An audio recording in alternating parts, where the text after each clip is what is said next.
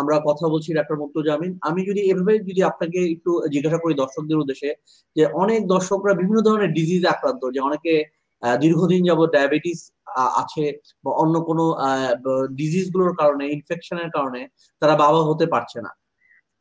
সেই সমস্ত কারণ যদি থাকে, তাহলে তারা কিভাবে বাবা হতে পারবে সে ব্যাপারে যদি আপনি একটু সাজেশন দিতেন।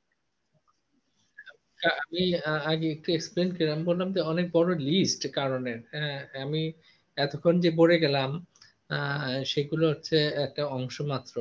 আরো অনেক কারণ আছে, যেমন আপনার যদি দীর্ঘদিন ডায়াবেটিস থাকে তাহলে নার্ভের সমস্যা হয়, এবং দেখা যায় যে রেট্রোগ্রেড ইজাকুলেশন হয়েছে, এবং তার মানে হচ্ছে ইজাকুলেশনের সময় ইজাকুলেশন হয় না, এটা চলে যায় ইউরিনের ব্লাডে, যার জন্য সন্তান জন্ম দিতে পারে না।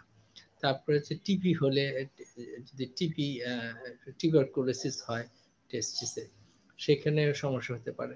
আরেকটা বড় কারণ হচ্ছে যে মামস, যদি ছোট মামস হয়, ছোটবেলায় না, ঠিক একটু বড় হয়ে যদি মামস হয়, সেই মামস কিন্তু শরীরের কয়েকটা অঙ্গ প্রত্যঙ্গকে, বিশেষ করে প্যানক্রিয়াসকে ইনফেক্ট করতে পারে, ছেলেদের টেস্টিসকে ইনফেক্ট করে, মেয়েদের ওভারিকে ইনফেক্ট করে। এবং যখন আমি ছেলেদের বেলায় যদি আসি, তাহলে দেখা যাবে যে ছেলেদের টেস্টিসে অর্কাইটিস হয়েছে। যে অর্কাইটিস হলে তখন একটা ফাইব্রোস্ট হয়ে যায় পুরো টেস্টিসটা, এবং সেখানে স্পার্মাটোজেনেসিস আর হয় না, এবং স্পার্ম তৈরি হয় না।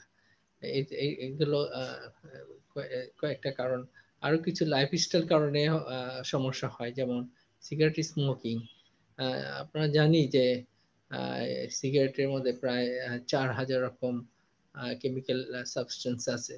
এর মধ্যে মোর দেন 40 সাবস্টেন্স আছে যারা মিউটোজেন্স নামে পরিচিত, মানে কার্সিনোজেন হিসেবে পরিচিত, এবং তারা কিন্তু ওই জেনেটিক মিউটেশন করে।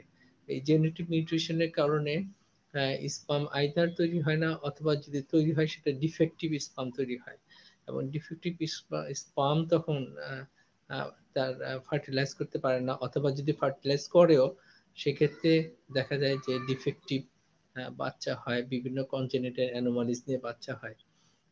আর আরো আরো কিছু কারণ আছে, যেমন ওভারওয়েট।